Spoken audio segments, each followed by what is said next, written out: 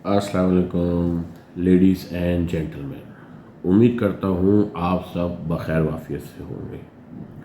आज की वीडियो में मैं आप लोगों के साथ शेयर करूँगा कि MLM मल्टी लेवल मार्केटिंग के क्या फ़ायदे हैं और क्या नुकसान है। मल्टी लेवल मार्केटिंग की कंपनियां जो हैं वो किन किन लोगों को फ़ायदे पहुंचाती हैं और किन किन लोगों को वो नुकसानात देती हैं। कोई भी मल्टी लेवल मार्केटिंग की कंपनी आती है, जैसे कि वो B4U हो, जैसे कि वो SRG वर्ल्ड हो, आजकल भी बहुत सारी कंपनियां आई हुई हैं। मैं तो किसी कंपनी को ज्वाइन नहीं करता, आप लोगों में से बहुत से लोगों ने की होंगी। मैं आप लोगों को भी मशवरा दूंगा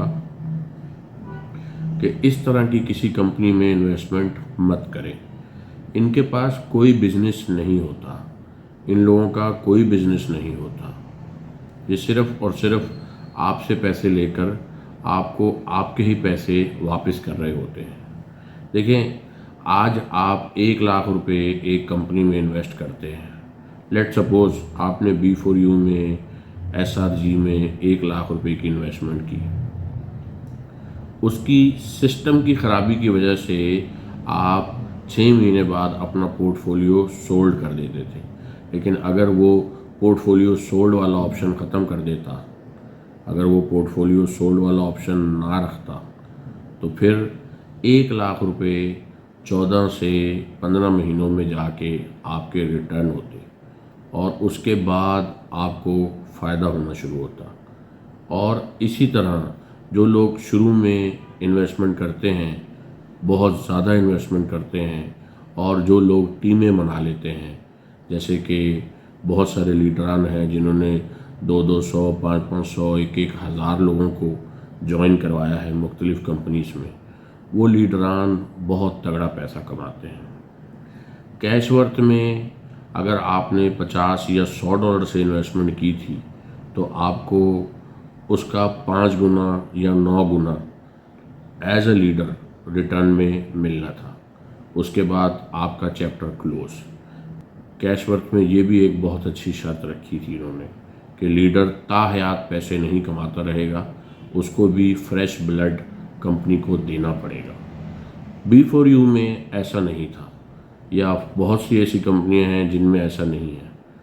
तो करते क्या हैं ये लोग, पैसा लाते कहाँ से हैं? ये करते ऐसे हैं कि जी आपने 1 लाख इन्वेस्ट कर दिया, अब मैं आपको ये कहता हूँ कि यार आप और 2-4 बंदे लेके आओ और उनको अपनी डाउन लाइन में लगाओ और फिर देखो आपके कितने पैसे बनते हैं। तो आप 1-1 लाख वाले और 2-4 बंदे लेके आ जाते हो और वो अपनी डाउन लाइन में लगा देते हो। जैसे ही वो लोग ज्वाइन करते हैं आपकी डाउन लाइन में, आपको 10%, 7%, 5% मुनाफा मिलता है, और उनके महीने के प्रॉफिट के ऊपर भी आपको 5%, 3%, 1% मुनाफा मिलता है। आप कहते हो यार मेरी तो 1 लाख की इन्वेस्टमेंट है और 1 लाख की इन्वेस्टमेंट पे मुझे तो 15,000 महीने के मिल रहे हैं, मुझे तो 13,000 महीने के मिल रहे हैं। लेकिन एक्चुअली में पीछे कोई कारोबार नहीं चल रहा होता। बहुत से लोग ये कहते हैं कि जी सैफुर रहमान ने तो बहुत बिजनेस शुरू किए थे।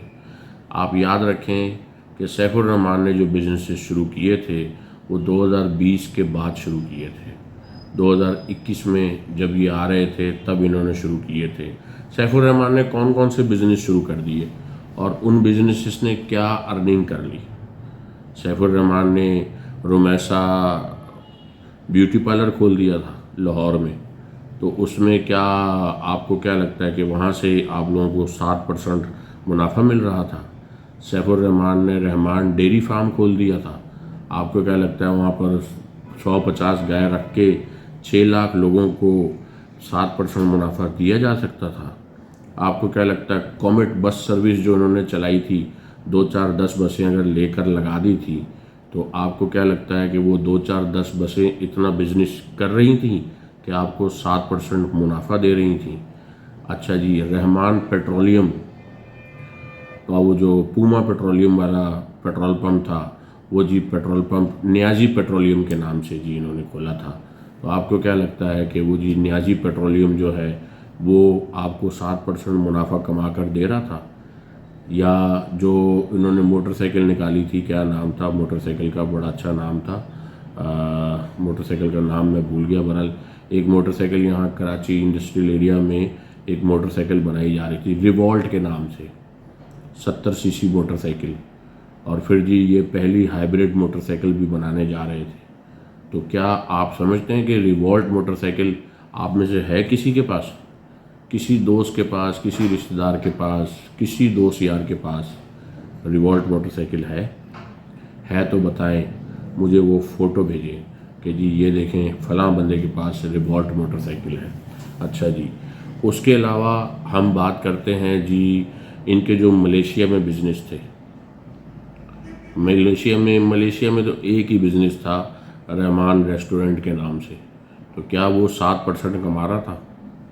अच्छा, उसके बाद जी ब्रावो टैक्सी, उबर करीम से भी बेहतर service, Bravo taxi, Bravo rickshaw, Bravo motorcycle, जो कि नाकाम हो गई। और कौन सा ऐसा बिजनेस था? Bravo shopping mall, Bravo cash and carry. Super highway पे कराची में इन्होंने कोई 700-800 एकड़ ज़मीन बकौल इनके ख़रीदी थी और उसके ऊपर एक हाउसिंग सोसाइटी बना रहे थे ब्रावो कंस्ट्रक्शन, ब्रावो होम्स के नाम से। तो क्या वहाँ से इतनी अर्निंग हो सकती थी कि आप लोगों को 7% मुनाफा देते? देखें, ये जितने भी कारोबार हैं, जितने भी कारोबार कर रहे थे, उन सब कारोबारों में एम्प्लॉयज़ काम करते थे। अभी तक वो इस स्टेज पर भी नहीं पहुंचे थे कि उन एम्प्लॉयज़ के अखराजात निकाल सकें।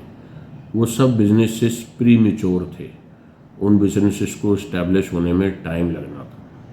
और कोई भी बिज़नेस है उसको इस्टेब्लिश होने में टाइम लगता है और उसके बाद वो अर्निंग देता है। सैफुर रहमान खान की सबसे बड़ी गलती पाकिस्तान आ जाना। जब उसको पता था कि पाकिस्तान में मल्टी लेवल मार्केटिंग इलीगल है, तो उसको जब आकर यहाँ पता लग गया था, तब भी उसको चाहिए था कि वो चला जाता यहाँ से। पाकिस्तान से मुहब्बे वतनी, मुल्क से मुहब्बे वतनी, मुल्क के बाहर रहकर भी मुल्क को फ़ायदा पहुँचा कर की जा सकती थी। पाकिस्तान में आके अलग अलग डिफरेंट कारोबारों को शुरू करके क्या हासिल हुआ? लोगों को ख्वार और रुस्वा कराया, खुद रुस्वा हुआ सबकी नज़रों में। फिर जी इन्होंने लोगों को, लीडरान को टोयोटा करोला गाड़ियाँ दी। इन्होंने जनाब अली मोबाइल और मोटरसाइकिलें और लैपटॉप और पता नहीं क्या कुछ। इस सैफुर रहमान देते देते नहीं थकेगा, आप लोग लेते लेते थक जाएंगे। वो सारी बातें ठीक हैं, कंपनी कहाँ गई?